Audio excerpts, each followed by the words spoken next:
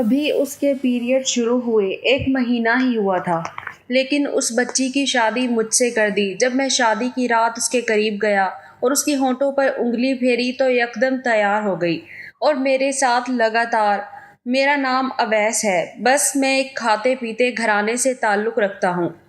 میری مرضی کے خلاف پورے گھر والوں نے مل کر میری شادی کروائی تھی، لیکن یہ نہیں بتایا تھا کہ میں کسی اور کو پسند کرتا تھا۔ میں ابھی شادی اس لیے نہیں کرنا چاہتا تھا کیونکہ مدیحہ کی عمر بہت کم تھی۔ میرے گھر والوں نے اس لڑکی کی عمر تک نہ دیکھی۔ اتنی کم عمر لڑکی سے میری شادی کروانا چاہتے تھے۔ میں اتنی کم عمر لڑکی سے شادی نہیں کرنا چاہتا تھا، لیکن گھر والوں نے میری ایک نہ سنی۔ مدیحہ جو کہ میری بھابھی کی ہی بہن تھی، تو میری بھابھی کی بہن مدیحہ سے میری شادی کر دی گئی۔ اب اس وقت کمرے میں مدیحہ دلہن بنی بیٹھی بیڈ پر بیٹھی تھی۔ میں سلام کر کے اندر داخل ہو گیا۔ میں اس کے قریب جا کر بیٹھ گیا۔ میں پہلے شادی تو نہیں کرنا چاہتا تھا، لیکن اس کو دیکھنے کے بعد مجھ سے کنٹرول نہیں ہو رہا تھا۔ میرے جذبات پر قابو پانا اب مجھے مشکل لگ رہا تھا۔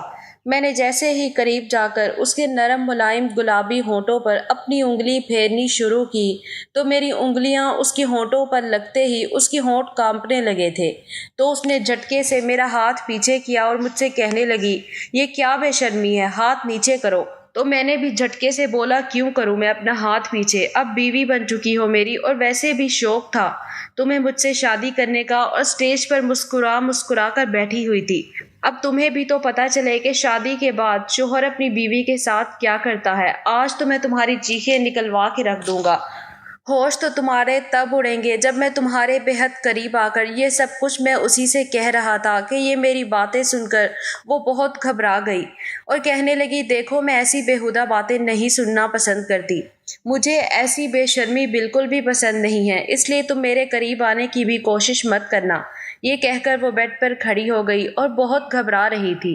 میں بھی اس کے ساتھ کھڑا ہوا۔ میں نے بھی کہہ دیا، مدیحہ مس، اس بے شرمی کے لیے تم اچھے سے تیار رہنا، تمہیں تو پتہ ہوگا نا کہ شادی کی رات کیا کیا ہوتا ہے۔ تو مدیحہ کہنے لگی کہ مجھے بھی تم دودھ پیتی بچی نہ سمجھنا، مجھے بھی پتہ ہے کہ شادی کی رات شوہر کیا کیا کرتا ہے۔ یہ سن کر مجھے تھوڑی سی پریشانی ہوئی۔ میں نے اس سے پوچھا، شوہر کیا کرتا ہے دلہن کے ساتھ، ذرا مجھے تو بتاؤ۔ جس قدر وہ بھولی تھی مجھے نہیں لگتا تھا کہ اسے شادی کی رات کے بارے میں کچھ بھی پتہ ہو۔ کہنے لگی کہ شادی کی رات کو شوہر اپنی بیوی کو منہ دکھائی کا تحفہ دیتا ہے۔ میں نے کہا، اس کے بعد کیا ہوتا ہے؟ تو کہنے لگی، پھر شوہر ایک لمبا لیکچر سناتا ہے کہ اس کے امی ابو کا خیال رکھنا، ان کی خدمتیں کرنا اور ان کا ہر حکم ماننا، وغیرہ وغیرہ۔ تو میں نے کہا، ارے واہ، تمہیں تو اتنا بڑا لیکچر دینے کی ضرورت ہی نہیں پڑے گی، تمہیں تو سب پتہ ہے، کم عمری میں ہی تم بہت سمجھدار ہو۔ ہاں، سمجھدار تو میں ہوں ہی، اور مجھے یہ بھی پتہ ہے کہ اپنے ساس سسر کو اپنے قابو میں کیسے کرنا ہے۔ یہ سن کر تو مجھے بہت تعجب ہوا اور حیران بھری نظروں سے اس کی طرف دیکھنے لگا۔ میں نے پھر سر جھٹکا اور کہنے لگا، اچھا چلو، یہ تو تمہیں سب کچھ پتہ ہے، لیکن اس کے بعد کیا ہوتا ہے؟ تو وہ کہنے لگی، لائٹ بند ہو جاتی ہے اور صبح ہو جاتی ہے، بس اتنا ہی میں نے ڈراموں میں دیکھا ہے۔ اس کی بات سن کر میں بے ساختہ اس کو گھور رہا تھا۔ پھر میں اس کا ہاتھ پکڑ کر اپنے پاس کھینچ لایا اور اسے کہنے لگا کہ اصل کھیل تو شادی کی رات لائٹ بند ہونے کے بعد شروع ہوتا ہے۔ اور میرا ہاتھ اپنے پورے وجود پر محسوس کر کے کچھ گھبرا رہی تھی۔ وہ میری باتیں سن کر ہچکچانے لگی تھی۔ پھر میں نے اسے کہا کہ تم کپڑے تبدیل تو کرو میری چھوٹی سی جان، پھر تمہیں سب کچھ بتاتا ہوں۔ میں نے اس کے گال پر چھوٹی سی چٹکی کاٹ کر کہا تھا۔ وہ بہت زیادہ گھبرا رہی تھی۔ پھر میں نے اسے الماری سے ایک نائٹی اٹھا کر دی اور کہا، یہ پہن کر آؤ، اور وہ نائٹی لے کر واش روم چلی گئی۔ منہ ہاتھ دھویا تو میک اپ دھل چکا تھا اور اس وقت جالی دار نائٹی میں بہت خوبصورت لگ رہی تھی۔ اس کا پورا وجود اس نائٹی میں عیاں ہو رہا تھا۔ پھر وہ اپنے کھلے بالوں کی چٹیاں بنانے لگی تھی۔ تو میں نے اسے کہا، بہت خوبصورت لگ رہی ہو، بالوں کو کھلا ہی چھوڑو، یہ کھلے بال ہی اچھے لگ رہے ہیں۔ پھر اس کا بازو تھوڑا سختی سے پکڑا اور اسے بیڈ پر لے گیا۔ اس وقت کمرے میں گھپ اندھیرا تھا۔ میں نے کہا، اب تم تیار رہنا کیونکہ اصلی کھیل تو اب شروع ہونے والا ہے۔ وہ تو میری بات سن کر بہت گھبرا گئی تھی اور کہنے لگی نہیں، مجھے بہت ڈر لگ رہا ہے۔ ابھی سے کیوں اتنا ڈر رہی ہو؟ میں نے تو ابھی کچھ کیا بھی نہیں اور تم ابھی سے اتنا ڈر رہی ہو؟ جب تمہارے ساتھ سب کچھ کروں گا تو تمہارا کیا حال ہوگا؟ تب تو تمہاری پوری چیخیں نکلیں گی۔ شادی بیاہ کوئی کھیل تھوڑی ہے، بڑا کچھ سہنا پڑتا ہے ایک لڑکی کو۔ میں اسے ڈرانا چاہتا تھا، بجائے اسے اعتماد دینے کے میں اسے شادی کے رشتے سے خوفزدہ کرنا چاہتا تھا، تاکہ مدیحہ نامی یہ لڑکی گھر ہی نہ بسا سکے اور میں اپنے گھر والوں پہ یہ ثابت کر سکوں کہ ایک ہی گھر سے دو بہنیں لانا ان کا غلط فیصلہ تھا۔ وہ بے حد نروس تھی، چہرے کی ہوائیاں اڑ رہی تھیں۔ وہ کہنے لگی نہیں، مجھے لائٹ بند نہیں کرنی، میں لائٹ جلا کے ہی سوؤں گی۔ میں نے اس کے دونوں ہاتھوں کو پکڑ لیا۔ میں نے کہا ایسے کیسے مدیحہ؟ یوں تو نہیں ہوگا نا جانی، لائٹ تو بند کرنی پڑے گی نا۔ آخر تمہیں لائٹ بند کرنے کے پیچھے کی کہانی بھی تو پتہ چلے کہ کیا ہوتی ہے۔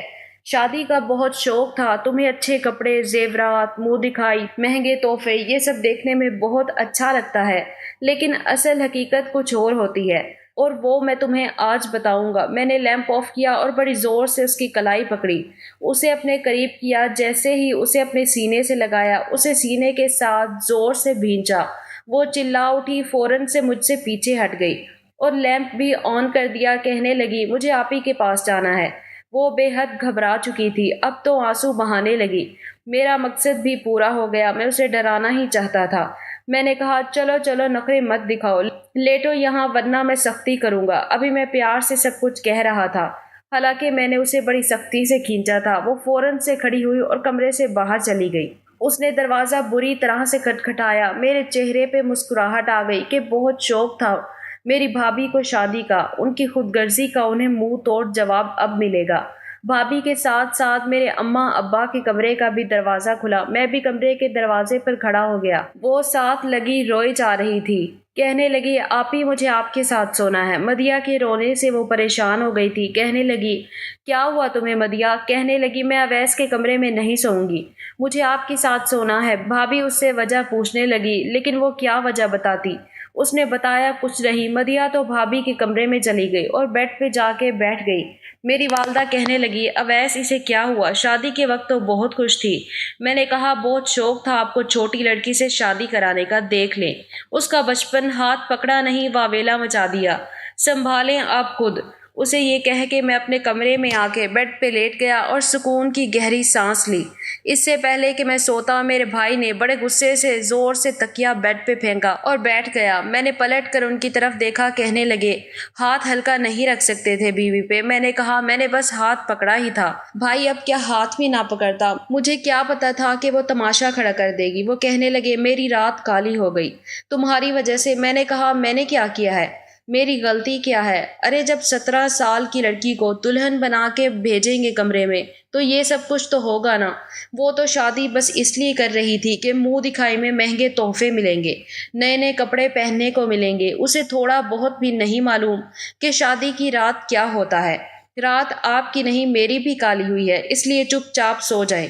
یہ کہہ کے میں سو گیا۔ بھائی کو تو شاید نیند ہی نہیں آ رہی تھی، کروٹوں پہ کروٹیں بدلے جا رہے تھے۔ میں نے کہا بھائی سکون سے سو جاؤ، مجھے بھی سونے دو۔ کہنے لگا تجھے نیند آ رہی ہے بدھو، بیوی کو کچھ وقت ہی دے دیتا، میری رات تو کالی نہ ہوتی۔ میں نے دل میں کہا آپ کی بے رخی کا یہی جواب ہونا چاہیے۔ میں روتا رہا، کہتا رہا بھائی میرے لیے کچھ نہ کچھ کرو، لیکن نہیں، اب مزہ آ رہا ہے نا جب بیوی کے بغیر شادی کی رات گزارنی پڑے گی۔ بہت اچھا ہوا، یہ تو شروعات ہے، دیکھنا اس نادان لڑکی کو میں کتنا ڈراتا ہوں۔ روز آ کے آپ کے کمرے میں ہی سوئے گی اور آپ یہاں میرے کمرے میں۔ میں نے دل میں ارادہ کر لیا تھا کہ اپنے ماں باپ کی اس بات کو جھٹلا کے رکھوں گا کہ ایک گھر سے دو بہنیں لانی ہی نہیں چاہیے، اور اگلے 7 نسلوں تک کوئی بھی یہ غلطی نہیں کرے گا۔ اگلی صبح بھابھی اور مدیحہ دونوں ہی کمرے سے ایک ساتھ باہر آئیں۔ امی ناشتہ بنا کے رکھ چکی تھی۔ میرے بھائی کا موڈ بڑا خراب تھا، بار بار بھابھی کو دیکھ رہے تھے۔ وہ نظریں چرا رہی تھی، جیسے کہہ رہی ہو کہ میرا کیا قصور ہے۔ مدیحہ جب بھی مجھے دیکھتی تو میں یہ سب بولنے لگتا، وہ فوراً سے گھبرا کے نظریں نیچے کر لیتی۔ میں چاہتا تھا کہ اس کے دل میں اپنا خوف برقرار رکھوں تاکہ وہ میرے قریب اور کمرے میں آنے کی کوشش ہی نہ کرے۔ میں تو اپنے دل میں بڑا مطمئن تھا کہ اب یہ لڑکی میرے کمرے میں نہیں آنے والی۔ پورا دن وہ بھابھی کے کمرے میں ہی رہی اور بھائی پورا دن لان میں چکر کاٹتا رہا کہ 2 گھڑی ان کو بھی بھابھی کا ساتھ نصیب ہو جائے، لیکن میں بڑا خوش تھا، بڑے مزے سے اپنے کمرے میں رہا۔ پھر دل کیا تو دوستوں میں چلا گیا، شام کو ولیمے کی دعوت تھی، ولیمہ بھی ہو گیا، لیکن آج بھائی غصے میں بیٹھے تھے۔ انہیں دیکھ کر میری ہنسی ہی نہیں رک رہی تھی۔ مدیحہ میرے پاس بیٹھی تھی، میں نے اس کا بازو پکڑا اور اس کے کان کے قریب جا کر کہہ دیا کہ بچوں کل تو بچ گئی تھی، آج کیا کرو گی؟ کب تک بچو گی مجھ سے؟ آنا تو اب تمہیں میرے ہی کمرے میں ہے، اور آج تو تم ویسے بھی بڑی پیاری لگ رہی ہو، آج تو میں واقعی تمہیں کچا کھا جاؤں گا۔ وہ بالکل چپ چاپ گمسم سی بیٹھی ہوئی تھی، کل والی باتیں ساری اس کی ایک رات میں ختم ہو چکی تھی۔ وہ بار بار میرے ہاتھ سے اپنا ہاتھ چھڑانے کی کوشش کر رہی تھی۔ کچھ دیر بعد میں نے اس کا ہاتھ چھوڑ دیا۔ ولیمہ بھی اپنے اختتام پر پہنچ گیا۔ بھائی نے بھابھی کو صاف کہہ دیا کہ آج چاہے تمہارے کمرے کا دروازہ کوئی پیٹے یا توڑ دے، تم دروازہ نہیں کھولو گی۔ اس لیے مدیحہ کو سمجھا رہی تھی کہ اس طرح سے نہیں کرتے، لیکن وہ اپنی آپی کے دونوں ہاتھ پکڑ کے لاؤنج میں بیٹھی ہوئی۔ وہ کہنے لگی مجھے نہیں جانا اس کے کمرے میں، مجھے اس سے بہت ڈر لگتا ہے۔ بھائی اسے سمجھانے لگے کہ ایسے کچھ نہیں ہوتا، وہ تم سے محبت کرتا ہے، تمہیں کچھ بھی نہیں کہے گا۔ وہ کہنے لگی آپ کو نہیں پتا نا، مجھے پتا ہے، میں نہیں جاؤں گی، مجھے نہیں کرنی کوئی شادی وادی، مجھے آپ ابا کے گھر بھجوا دیں، میں وہاں رہ لوں گی۔ دیکھو یہ سب اب تو نہیں ہو سکتا، اس وقت تو تمہیں اعتراض نہیں تھا، تم نے کہا تھا ٹھیک ہے، تمہیں شادی پر کوئی اعتراض نہیں۔ وہ کہنے لگی مجھے کیا پتا تھا کہ یہ ہوتی ہے شادی، مجھے نہیں پتا، میں نہیں جاؤں گی اویس کے کمرے میں۔ بھائی اپنے کمرے کے دروازے کے پاس ہاتھ باندھے کھڑے بھابھی کو گھورے جا رہے تھے، اور وہ بار بار نظریں چرا کر مدیحہ سے اپنا ہاتھ چھڑانے کی کوشش کر رہی تھی۔ اسے سمجھا رہی تھی کہ اویس تمہیں کچھ نہیں کہے گا، کچھ تو عقل مندی کا مظاہرہ دکھاؤ، کیا بچپنا ہے مدیحہ، دیکھو اس طرح نہیں کرتے۔ لیکن وہ رونے لگی، کہنے لگی نہیں آپی، مجھے گھر بھجوا دیں، میں اپنے کمرے میں ہی ٹھیک تھی۔ دروازہ کھلا ہوا تھا، لیکن اندر سے ہی سارا نظارہ دیکھ رہا تھا۔ بڑی مشکل سے بھابھی نے اسے سمجھا بجھا کر اپنے کمرے کا رخ کیا، لیکن وہ کمرے میں نہیں آ رہی تھی۔ باہر صوفے پر بیٹھی اپنی انگلیاں مروڑے جا رہی تھی۔ وہ بہت گھبرائی ہوئی تھی کہ جیسے کمرے میں آئے گی تو اس کی جان نکل جائے گی۔ یہ دیکھ کے میں بڑا مطمئن تھا، لیکن میں نہیں جانتا تھا وہ اس قدر خوفزدہ ہو جائے گی۔ وہ چپ چاپ کمرے میں آئی، مجھ سے بات کیے بغیر اس نے الماری کھولی، اس نے کمرے کا دروازہ تک بند نہیں کیا، الماری میں سے ایک لباس نکالا اور واش روم میں چلی گئی۔ میں اس کی ایک حرکت کو نوٹ کر رہا تھا۔ وہ باہر آئی تو بالکل سادگی میں تھی، پھر آہستہ سے اپنا تکیہ لیا اور باہر جانے لگی۔ میں نے کہا تم کہاں جا رہی ہو؟ کہنے لگی میں باہر لاؤنج میں سوؤں گی، مجھے آپ کے ساتھ نہیں سونا۔ میں نے کہا مرضی ہے، اچھا یہ لائٹ بند کر دو اور دروازہ بند کر کے جانا، ٹھیک ہے؟ وہ فوراً سنبھل گئی۔ یہاں تک تو سب کچھ ٹھیک تھا، وہ مجھے کچھ بھی نہیں کہتی تھی۔ زیادہ تر وقت اس کا بھابھی کے ساتھ گزرتا تھا یا پھر میری امی کے ساتھ، وہ ان کے ساتھ بیٹھی رہتی، گپے مارتی رہتی، ہنستی رہتی، لیکن جیسے ہی میں آتا مجھے دیکھ کے اسے جیسے سانپ سونگھ جاتا۔ بھابھی نے تو کچن سنبھال لیا تھا، لیکن وہ مہارانی کچن کا کوئی کام نہیں کرتی تھی، بس اس کا ایک ہی کام تھا میری اماں کے ساتھ بیٹھ کے باتیں کرنا، ہنسنا، لطیفے سنانا۔ ابا بھی اس کی کمپنی میں بڑے خوش رہتے تھے۔ جب سب سو جاتے وہ لاؤنج کے صوفے پر آرام سے سو جاتی، اور پھر صبح سب کے اٹھنے سے پہلے بس کمرے میں آ کے تکیہ پھینک دیتی، لیکن کمرے کے اندر نہیں آتی تھی۔ 15 دن گزر گئے تھے۔ ابا نے کہا کہ سب سے پہلے ہنی مون پر بھائی اور بھابھی جائیں گے، جب وہ واپس آ جائیں گے پھر اویس اور مدیحہ کو بھجوا دیں گے۔ بھائی اور بھابھی تو بہت خوش تھے، لیکن مدیحہ بڑی اداس ہو رہی تھی۔ وہ کہنے لگی آپی آپ اکیلی کیوں جا رہی ہیں؟ مجھے بھی ساتھ لے جائیں، میں بھی آپ لوگوں کے ساتھ ہی گھوم کر آ جاؤں گی، مجھے اویس کے ساتھ نہیں جانا۔ بھابھی اسے سمجھاتے ہوئے جا چکی تھی۔ اب یہ ہوا تھا کہ وہ بھائی کے کمرے میں جا کے سو جاتی تھی، لیکن مجھے کچھ ہونے لگا۔ ظاہر ہے میری بیوی تھی، شروع میں تو ابا اور بھائی کی وجہ سے میں نے یہ سب کر دیا تھا، لیکن اب دل چاہتا تھا وہ میرے کمرے میں آئے، مجھ سے باتیں کرے۔ کچھ جذبات تھے جو اب تنگ کرنے لگے تھے، لیکن جس قدر میں اسے خوفزدہ کر چکا تھا وہ تو مجھے دیکھتے ہی خوف کھانے لگتی تھی۔ ایک بار مجھے نیند نہیں آ رہی تھی، میں نے سوچا کہ مجھے مدیحہ سے اپنے رویے کی معافی مانگ لینی چاہیے اور اسے اپنے کمرے میں لانا چاہیے، اسے وہ پیار اور وہ سب کچھ دینا چاہیے جس کی وہ حقدار ہے، اور میں بھی کب تک اس سے دور رہ سکتا تھا؟ آخر جو ہونا تھا وہ تو ہو چکا تھا۔ پھر میں اپنے کمرے سے باہر آیا، میں نے بھائی کے کمرے کا لاک گھمایا تو میں نے ہلکی سی دستک دی۔ لیکن اندر بالکل خاموشی تھی۔ میں نے پھر ہلکی سی دستک دی۔ جب میں نے کمرے کی کھڑکی کھولی تو وہ بے خبر بیڈ پہ سوئی ہوئی تھی۔ اس کے بالوں کی لٹیں ہوا سے اس کے چہرے پہ بکھری ہوئی تھیں، اس کے حسن کو اور بھی زیادہ دوبالا کر رہی تھی۔ شاید میری نظر بدلنے لگی تھی۔ بس میں نے سوچا بہت ہو چکا، میرا غصہ تو کب کا ختم ہو چکا تھا۔ میں بھی چاہتا تھا میری زندگی نارمل لائف کی طرف آ جائے۔